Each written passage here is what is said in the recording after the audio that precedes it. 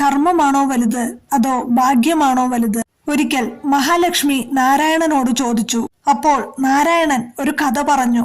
ആ കഥ കേട്ടാലോ? ഒരുപക്ഷെ നിങ്ങൾ കേട്ടിട്ടുള്ള കഥയാവാം. ഒരിക്കൽ ഒരു പശു ചെളിയിലകപ്പെട്ട് പുറത്തു കടക്കാൻ പറ്റാതെ നിൽക്കുന്ന അവസ്ഥയിലായിരുന്നു.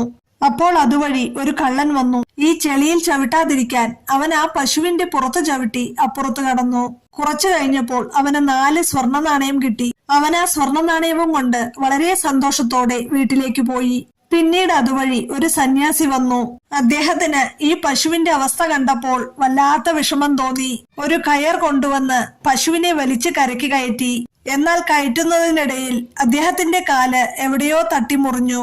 അപ്പോൾ മഹാലക്ഷ്മി ചോദിച്ചു, ചെളിയിലകപ്പെട്ട പശുവിനെ ചവിട്ടിപ്പോയ കള്ളന് 4 സ്വർണ്ണ നാണയം കിട്ടി. എന്നാൽ പശുവിനെ രക്ഷിച്ച സന്യാസിക്ക് അപകടം പറ്റി കാല് മുറിഞ്ഞു. ഭഗവാനെ, എന്തുകൊണ്ടാണ് ഇങ്ങനെ സംഭവിച്ചത്?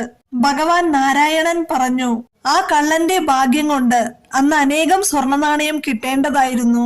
എന്നാൽ ആ പശുവിനെ രക്ഷിക്കാതെ അതിന്റെ പുറത്തു ചവിട്ടി പോയതിനാൽ 4 സ്വർണ്ണ നാണയം മാത്രമാണ് അവന് കിട്ടിയത്. ആ സന്യാസിയുടെ ജീവിതത്തിൽ അന്ന് മരണമായിരുന്നു വിധി.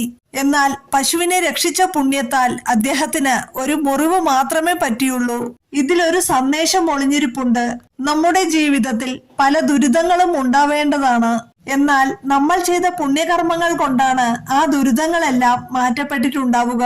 സൽക്കർമ്മങ്ങൾ കൊണ്ട് നമുക്ക് നമ്മുടെ കഷ്ടകാലത്തെ തന്നെ മാറ്റിയെടുക്കാം. കർമ്മമാണ് ശ്രേഷ്ഠം. നന്മ നിറഞ്ഞ മനസ്സിന്റെ ഉടമകളാകുക.